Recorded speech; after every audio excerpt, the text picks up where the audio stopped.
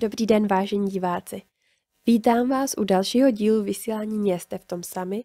Jehož hostem byl jednatel společnosti DM Drogeria Markt Slovensko, pan Martin Podhradský.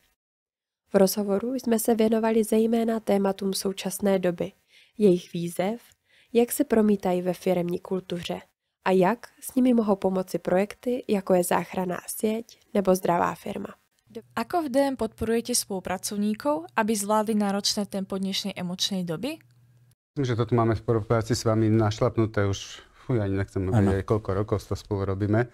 To znamená, že dneska naozaj máme tie programy tých 7/15 alebo koľko je to tých hodín, ktoré máme denne. Záchranná sieť. Záchrannú sieť. Presne, máme naozaj dostatočné množstvo workshopov a ostatných vecí, kde dáme. Ja som to práve minulé niekde prednášal, že my sme v podstate atypický tím na Slovensku, trošku vám to zašuštím, alebo v skupine, že my sa zaoberáme duševnom našich zamestnancov, neučíme ich primárne, ich neučíme o tom, že čo majú, ako majú, aké produkty, ktoré je lepšie, krajšie. Samozrejme, tie vzdelávanie drogistické dostávajú, ale primárne my hovoríme, teraz, ja chcem dneska tak moje práve ja, máme aj teraz veľkú kampaň pre ženy, aby sa tie ženy, dneska zoberte aj tieto falošné ideály anorektických manekínok, ktoré sú Signum alebo Ozempic, alebo ja neviem, ako sa volajú všetky tieto čarovné prostriedky, aby bol chudý. Ale tak jednoducho, každý máme svoju predispozíciu, každý máme svoj shape, svoje telo. Pokiaľ nie som spokojný s tým sám so sebou, ako ja neviem, či to je dobré. Čiže toto sa snažíme tým našim ľuďom povedať, že buď svoj. Hej? Akože každý človek je iný. Naozaj, že aj my dvaja sme rovnakí iní. Keby sme boli rovnakí, tak by sme to asi spolu nesedeli, lebo by sme sa len hrkútali. Ale o tomto celom je, že v tomto je ako naozaj signifikantné DM, že sa stará o duševnú. Čo si myslíte, že sa v DM nezmení?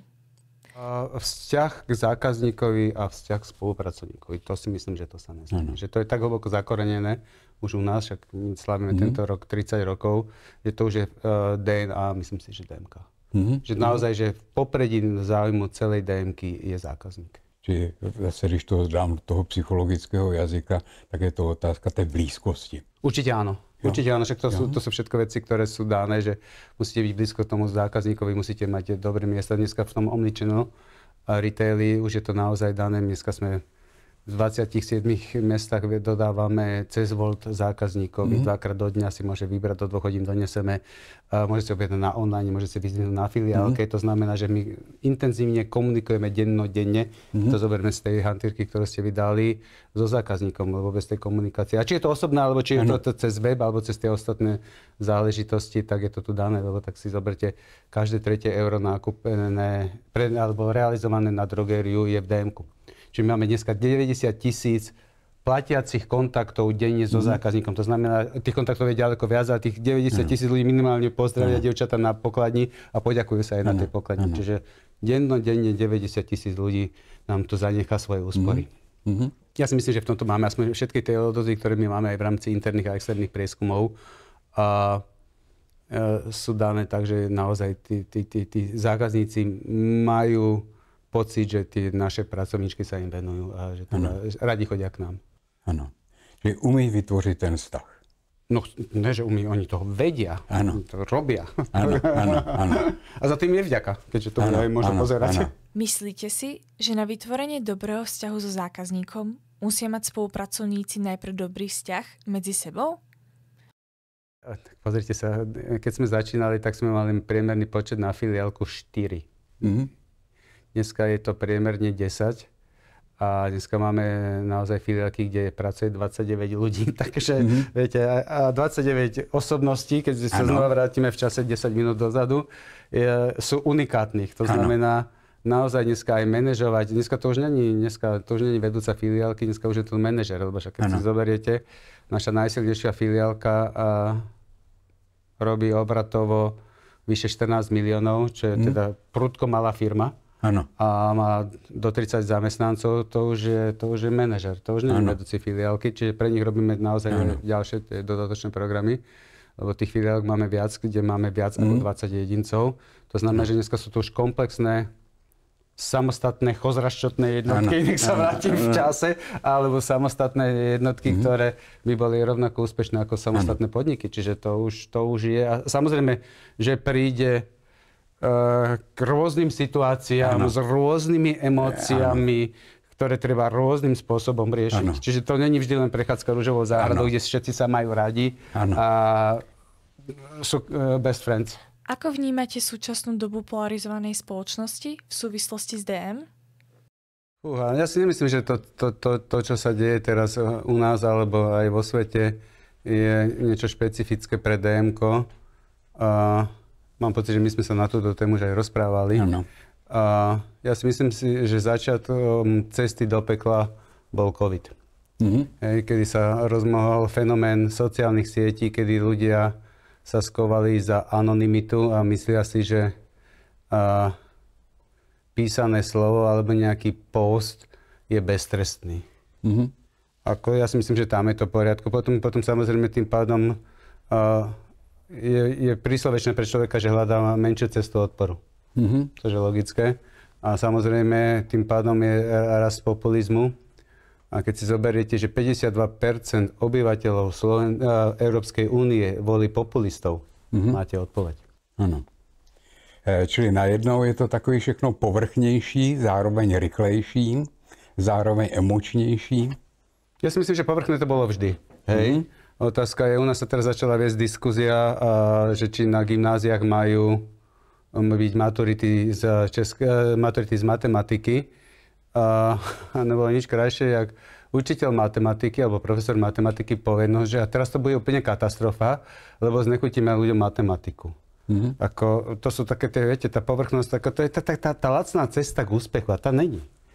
Ja si myslím, že cesta k úspechu není jednoduchá, cesta k úspechu je trnistá a má svoje úskalia. Je len málo šťastných ľudí, jak Erne Rubik, že nájde jednu kocku a žije z toho celý život. Tak jednoducho ten život nefunguje. Cítite, že umelá inteligencia niečo zmenila pri práci v DM? Tak tá umelá inteligencia má kopec výhod. Ja si myslím ale, že ja som robil teraz nejaký rozhovor pre nemeckú komoru obchodnú a ja si myslím, že veľa ľudí si neuvedomuje, že umelá inteligencia je dobrý sluha, ale zlý pán. Hej, samozrejme, že vie tam tým, že ona je mega rýchla, akože to sú svetelné roky, ktoré sú dané, ale vedie to človeka k lenivosti, lebo vie, že mám tu ChatGPT a že si to potrebujem tam nabúchať a mám dostanem odpoveď. Treba si uvedomiť, že umelá inteligencia bude znamenať zníženie pracovných príležitostí. Proste to treba povedať na rovinu. Ja si myslím, že to nikto nehovorí nahlas, ale to určite dá dneska, keď si zoberiete, že vy nebudete potrebovať celé stafy ľudí, ktorých urobí umelá inteligencia. To znamená, že kde budú tí ľudia pracovať? Sú na to pripravené naše sociálne systémy? Naše sociálne systémy sú zúfalo na to nepripravené. Teraz sa nebavíme o Československu, ale teraz sa bavíme o všeobecne, o vyspelých ekonomikách, či je to Nemecko, či je to Veľká Británia, či je to Francia. A zrazu zistíte, že nebude mať kto robiť na to, aby ste vy dostali dôchodok. To som ja teda prudko zvedavý a predpokladám, že toho sa už nedožijem, ďaká Bohu, ale tak uvidíme, čo to bude. A samozrejme, že je to výborná vec, ale si zoberte, jak rýchlo tá umelá inteligencia nastúpila, tá realizácia tej umelej inteligencie. Už to bolo vidno keď boli e-maily, potom to bolo zase na Google, potom to bolo zase na Instagram, respektíve bol Facebook. Potom čo rýchlejšie bolo Instagram a tá doba aktivačná sa stále zrýchluje. Tak umelá inteligencia vie veľmi veľa urobiť, čo sa týka zásobovania toho back-officeu a týchto ostatných vecí. My už skúšame nejaké tie veci. To znamená, že už dneska máte naozaj robotov, ktorí vám v noci prebehne tú filiálku, napočíta vám zásoby a ráno dostanete normálne nejaký bericht, správu, čo vám kde chýba, aby sa to doložilo. Čiže už na tomto sa robí veľmi intenzívne tieto ostatné záležitosti. Ale zase, keď si zoberete, však vy ste psychológ, takže vás nemusím o týchto veciach poučovať, je, že to zlaté pravidlo 30-30-30. 30% ľudí plus minus pôjde na online, 30% ľudí ako sa tvári, že nenakupuje a 30% ľudí určite chce mať ten osobný dotyk s tým záležitostím. Čiže ja si osobne nemyslím, že by vymreli kamenné obchody. Že ten kontakt, vždy sa nájdú nejakí skalní ľudia, nazvime to teraz takto, ktorí budú chcieť mať ten zážitok, ktorí to budú chcieť očúchať, ktorí vám budú môcť chcieť vynadať, lebo čo vynadáte umelé inteligencii? Chytne sa vypne. Hej? Ešte človeka chytíte a dáte mu tú emóciu a podelíte sa o ňu. Viete, ja neviem, ako je to v Čechách, mňa na Slovensku strašne mrzí, že ľudia sa vedia vyjadriť len v anonymite. A ja som veľký nefanúšik, keď robíme aj interné prieskumy a musíte garantovať, že sú anonymné. Teraz nechcem sa zabrnúť do GDPR, ale chcem zabrnúť na to, aby ten človek naozaj povedal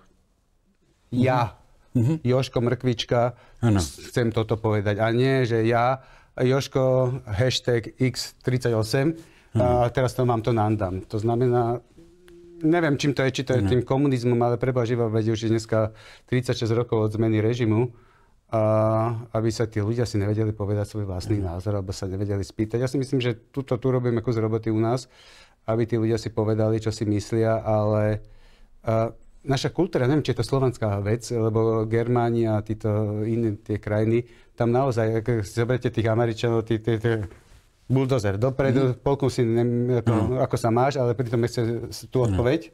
To mám najradšej na angličtine, how are you? A už je potom ďalšie 2 metre za vami, lebo vôbec ho nezajíma, čo mu chcete odpovedať. Nedá, že mu poviete, že bad. Tak tieto záležitosti. Čiže toto si myslím, že je hodne dôležité. Čo čaká vašich kolegov v DM v blízkej budúcnosti? Určite moje štádium odchodu. Či to je milé alebo nie, lebo jedna končím, čo chvíľa, ten čas utečie veľmi rýchlo, aby tí, ktorí dojdú za mňou, minimálne kontinuálne pracovali. Čiže toto ja vidím ako najväčšiu výzvu pre seba. Samozrejme rozhodovať budú o tom iní, kto ma nahradí, ale treba sa na to pozrieť ako triezvými očami, že to môže byť zajtra. Takže z tohto pohľadu je to momentálne pred nami najväčšia výzva pripraviť dobrú pôdu preto, aby tí ľudia tu zostali. A aby tá filozofia alebo ten duch nejakým spôsobom ďalej fungoval. Samozrejme, ale každá zmena, ktorá sa udeje po takej dlhej dobe, vyvolá nejaké neistoty, istoty, zase tie emócie, jak vy hovoríte. Lebo predsa, keď niekto tu 30 rokov blokuje ďalších jedincov,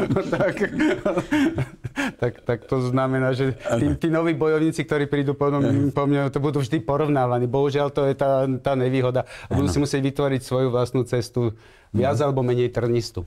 A tak je to aj na tej filiálke, tak je to aj tam, keď sa zmení, tak je to na oddelení, tak je to všade. Aký chcete za sebou zanechať odkaz?